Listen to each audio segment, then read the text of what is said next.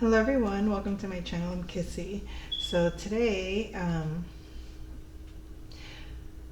it took me a while to get the spirit message, which was, it was a test of time, a test of allowing things to kind of culminate. So yesterday, I'll explain what I mean. Yesterday, I got this like flash memory of a spirit journey that I took, where this was in about 2009, 8 or 9, okay? 2008 or 2009. I was in a meditation where I ended up meeting a spirit guide. He gave me his name, and I presumed he was Egyptian by his appearance. And so when I thought of this name yesterday, it was Azareth. And I decided to just like do some research on it. And there is no mythological, deity or entity or anything like that of that nature that shows up in books. But when I did the research, his name is associated to azure, which is blue. It actually goes with a crystal. One could be sodalite, and the other one, I can't think of the name right now. Why can't I think of the name of it right now? Is it imperative that I give the name of the other crystal? Anywho. Oh, lapis lazuli. Lapis lazuli. Okie dokie. So it was lapis lazuli that was linked to it. Now here's the interesting thing. The number 9. I started researching the number 9 because my sun's sign is in 9 degrees Aries, ruled by Mars, right? So all these synchronicities started to kind of like come together. But it was interesting, the blue and the Pleiades that play a role in my experience as well. I started putting all these little things together, and it gave me a vision of something to do for December 24th, which will be a 9-day on a 9-year. So it's a cycle of completion, it's a cycle of endings. And the number 9 is associated to Mars. So I started doing all of this, like, it's like all these little, it felt like a, what do you call that? Like it was a magnet pulling in all this information. I was like, shoom, shoom, shoom. So anyway, it was, oh, I have a lot of this stuff here. I saved some of it.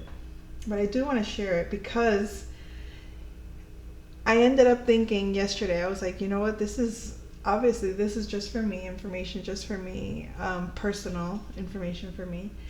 Why am I going to share this? Nobody's going to be interested in this. Yet today, I sat to meditate, and kind of like spirit was like, nope, just go about your day. And I went about my day. I started doing the things that I was doing. And then I finally sit down. I finally get comfortable and realize when I looked at my phone, I saw the date. Today is December 9th. And it's also a Tuesday, a Mars day. The 9th, Tuesday, Mars, 9. So that energy is extremely potent. Extremely potent. Because it just, the way that it showed up to me, it's like, here you go, put this together, put that together, and put the other together. And so I guess I could tell you the story about Azareth. I was having the meditation. Do I have to tell all of that? Nah, I don't think all of that is relevant. But, okay. I don't want to show that. It's linked to Horus and Isis.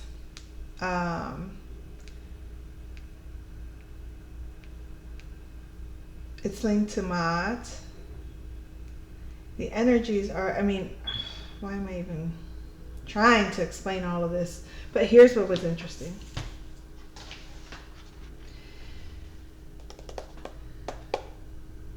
There's a song that I posted, King of Sorrow.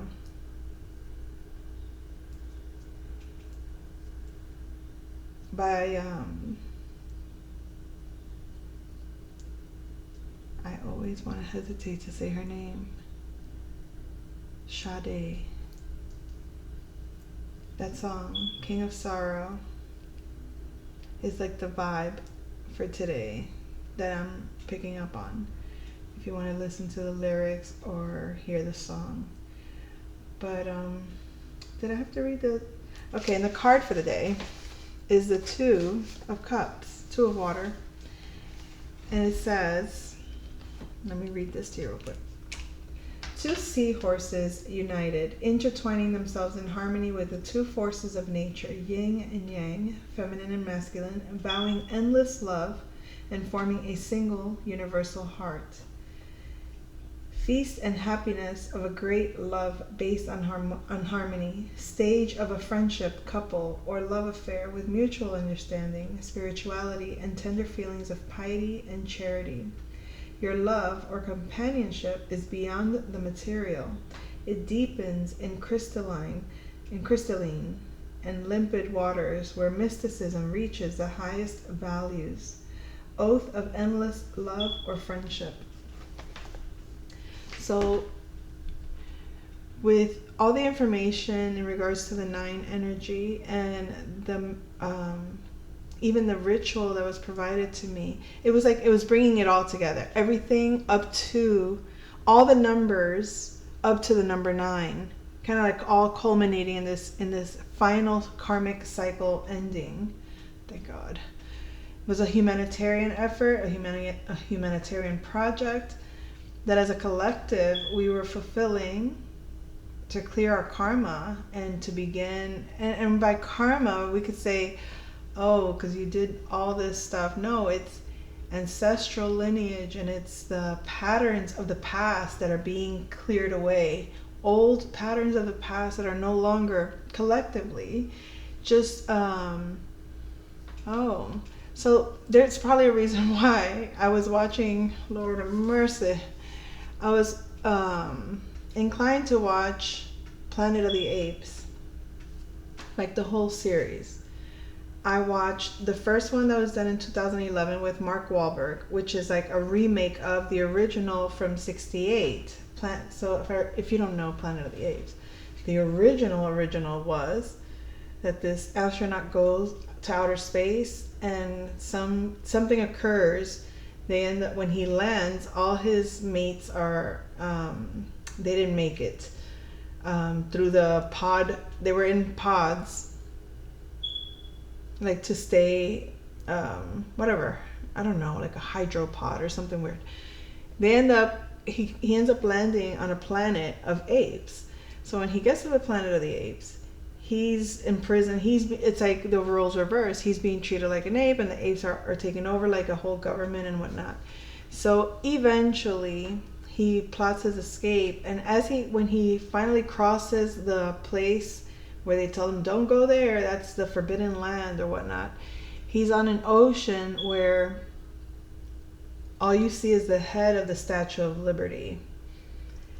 And in that moment, at the end of the movie, you're like, oh my God, like the brain kind of like, wait, what just happened here? Realizing he didn't come back to another planet. I mean, he didn't land on some weird stranded planet of the apes. He landed on Earth in another time, of advanced time from his time. And he ended up seeing that the evolution of humanity was kind of like a regress and an overtaking of the apes. And he kind of like freaks out at the end because he realizes, oh, here I'm thinking I'm escaping this world, and I'm gonna liberate myself and make it and go back home, or so, I don't know in that old version what it was, but he realizes he never left to begin with. He was back where he started, just in a different timeline. Similar to the one with Mark Wahlberg, he did go to a different planet, and then one of those, like those monkeys that they send to outer space. The reason they were worshiping their deity because he fell from the sky, and it was a little monkey that landed. He went through a portal, landed on that planet. The apes see him, and something happens, right? They now have a deity. And then he makes it out, goes out of the portal, and now Mark Wahlberg shows up. And when he shows up, he's like, I just like left. He knew he went through a portal. He went to another time. So he's like, I gotta get back home. I know where my ship is at, or whatever. He colludes with the apes, some of the apes that are compassionate to the human condition that they're in at the time. And they manage to fight them off enough to prove that in his world, human and apes coexisted, worked together in a different dynamic, of course. But when he ends up, the monkey comes back, they realize, oh, this is what we were worshiping. It was just, monkey from his planet. And then, it's so stupid. Then he comes back, he gets, and then he leaves. He leaves the monkey there, everybody's happy, whatever. They're going to have their whole new civilization with facts now, knowing the truth of their history. And then Mark Wahlberg leaves, goes back to Earth, process everything, goes to Earth. And when he lands in front of the Abraham Lincoln Memorial statue. But when he gets to the face, it's the face of a monkey or of an ape. And he's like, wait, what's going on here? And then he sees like the authorities that he's calling. It's like his own world also evolved. It's like he went to a alternate world where that had already happened. And then he comes back to his Earth, and his Earth was already changed. So it's something to do. I know I went all around that, didn't I? Okay, wait. I must go into the next one. And then they did the series. That was like the original, the remake, and then they did a series, a separate kind of series later on. And it was a Rise of the Planet of the Apes and all of these, whatever, War of the Planet of the Apes. And it was Caesar, an ape that was rescued by a scientist. He's trying to create some kind of product to help his father, a medicine for his father. And so there was like an outbreak, and they escape. And I'm telling the whole thing, but I figured if you watched it, and if you didn't, you would, and you're interested, you won't listen further. You just ignore. Anyway, so he teaches him how to sign language. Eventually he gets a little chaotic, and he has to put him in a facility where they have apes. And there he realizes the evilness of humanity and how they treated him. And he makes friends with another ape, and the ape, it lets him know they don't like smart apes. But he's, he can communicate effectively, and he learned the ways of how those animals were trained, because he was trained very humane in a home with, just being trained unlike the others, because he was with the medicine that they gave him, he was very intellectual.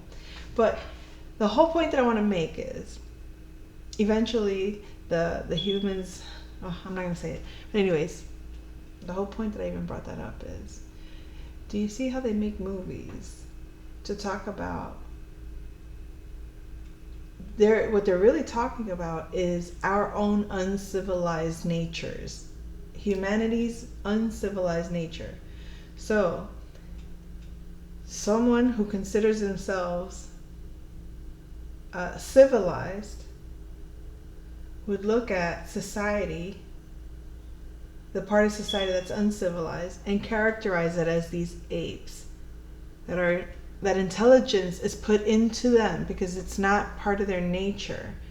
Separate. You see what I'm saying? So then this is how this is basically how it's categorized: conscious or unconscious, animalistic, not animalistic, having reason, not having reason, acting out of instinct, acting out of practicality or intelligence. So for some reason, all of that has to do with this Mars energy.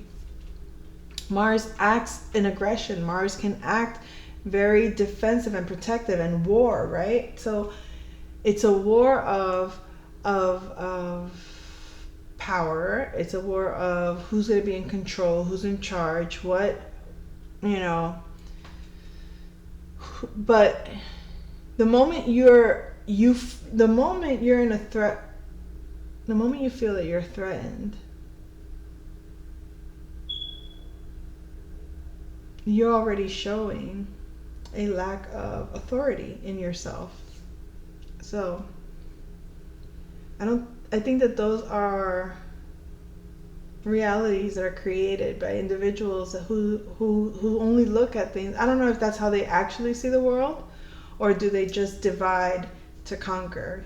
You know what I mean? Like, let's create this division here, and then we can get these people here and these people there to all want to see the same thing. Because if we make it solely about these people won't entertain it. If we do it solely about these people won't entertain it. So we're gonna get just like a boxing match, just like a football game. I love that I can say that so streamlined for myself. Not for you probably, but for me, for sure. Streamlined. It's like across the board. So Azareth came to me as this Egyptian like spirit guide and warrior as well, which is so interesting. All the synchronicities with my numerology and my planetary alignments.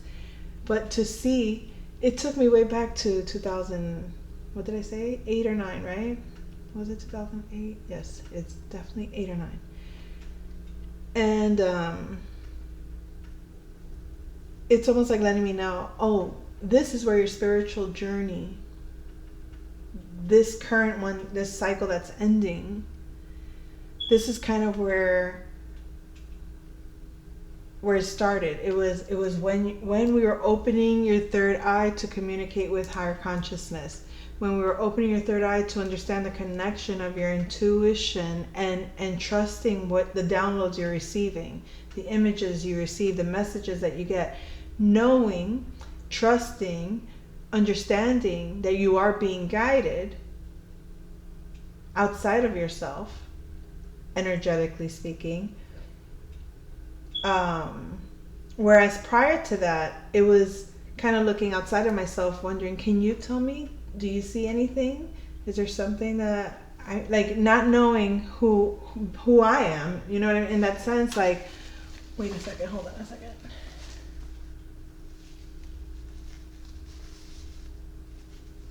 A little flat thing on my computer. Okay. So, not knowing at that point, what can you see that I don't see? What's inside, like what's hovering over me that I don't see, that, you know what I mean? And that was the wrong perception, I guess, of that. And I think awakening that within me, that was the beginning of it. Really tuning inward, really tuning into myself, tuning into the sensations in my body, tuning into the mechanisms that were at play when certain events were occurring, certain things that would trigger other things. So that whole experience began in that time frame, and it comes to a close. And I don't know if the ceremony that it asked me to kind of like do December 24th, it's basically a gratitude for the new beginning, setting the intention for the new beginning, but also the gratitude for the cycles that have been closed, because it was at least 4 to 5 generations that were being cleared, at least. Some could go further, but those lines, those energies, and some can say, oh, that's just the narrative that's being put out there. But if you're really doing the healing work to like integrate and find spiritual sovereignty with yourself, you're gonna realize, how much do I have to stand up for what I believe in? How much do I have to really stand on what I say I am, and not allow people to push me out of my space, push me out of what as if irrelevant, or as if being pushed like bullies would do, like get out of my seat. You know what I mean? That kind of shit. It's like, no. It was more than that, of course. It was, but it was, even when things are challenged, even when you're challenged, this is also reminding me of the movie of Joan of Arc. Was that what it was called? Joan of Arc? Or Joan? No. It was a movie.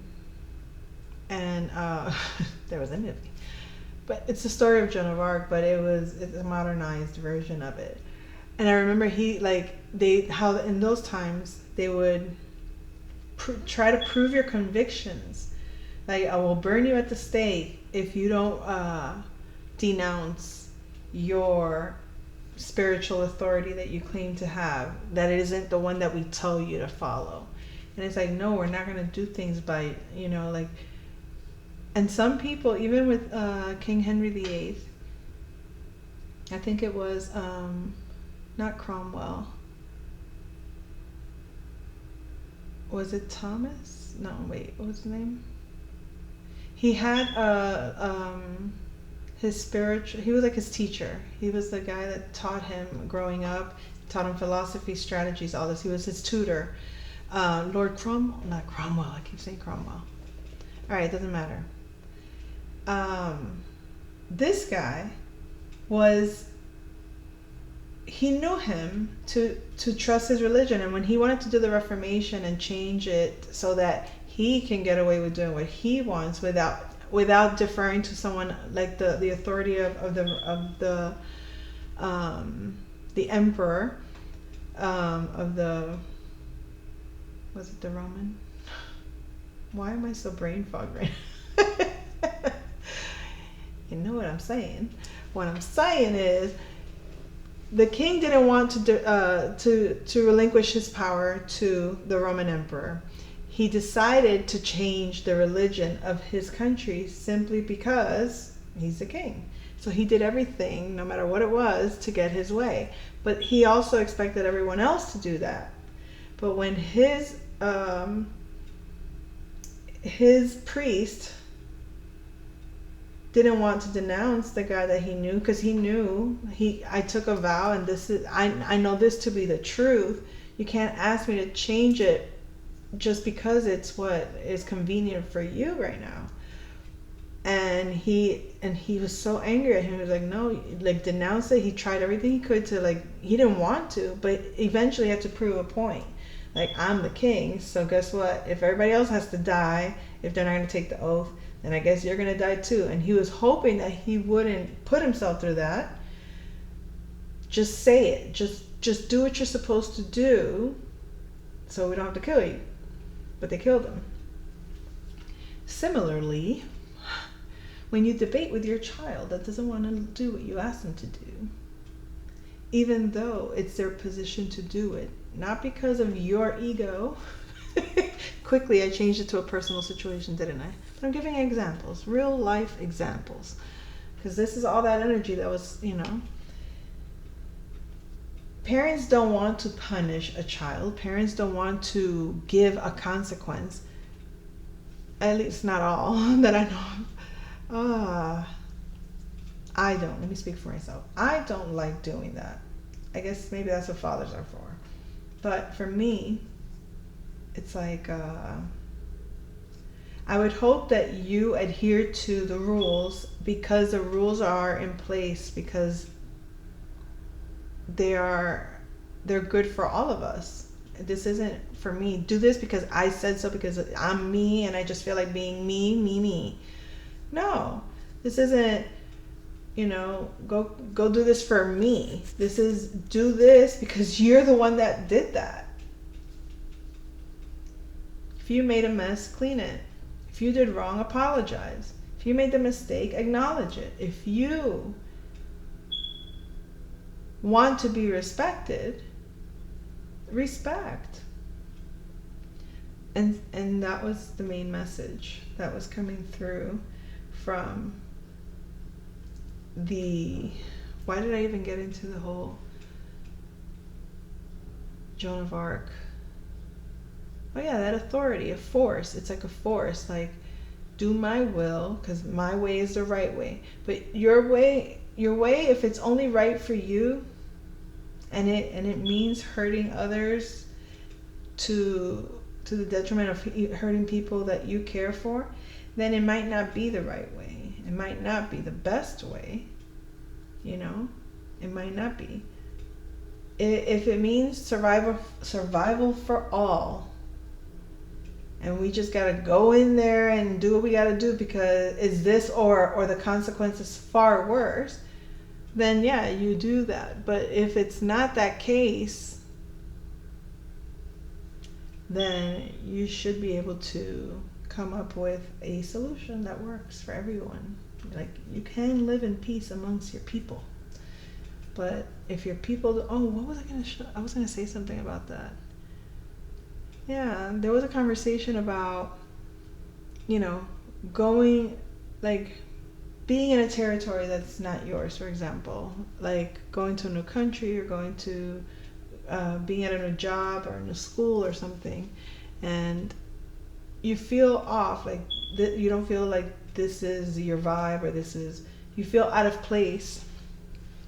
I think that the reason a lot of people, I don't think that, those that don't do those things, that don't just take the chance and I'm just going to stand on and go and not be afraid of, anything. I'm just going to go and be myself. Like, I can be around people that are different than me.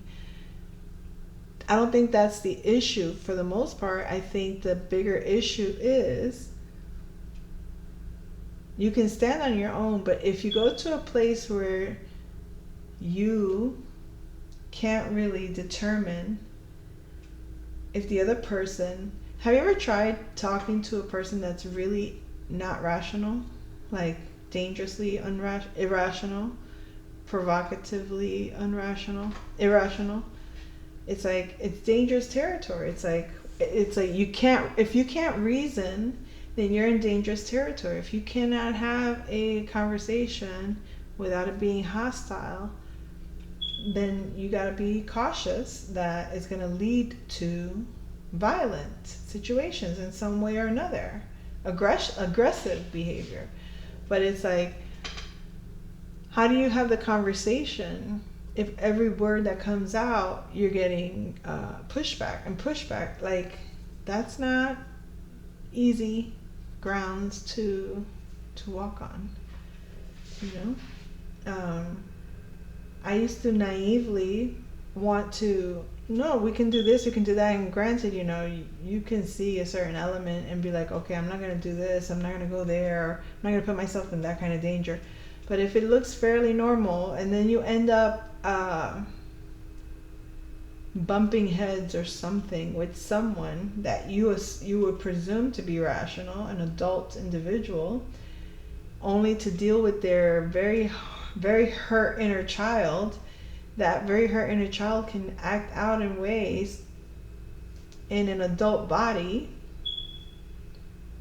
that it doesn't make sense. It doesn't make sense. It's like, you're an adult acting like a child having a tantrum. It's not, that's, I was going to say that's like a chihuahua barking. But that's not what I was wanting to say. Anyway, that's all, folks. I'll come back later.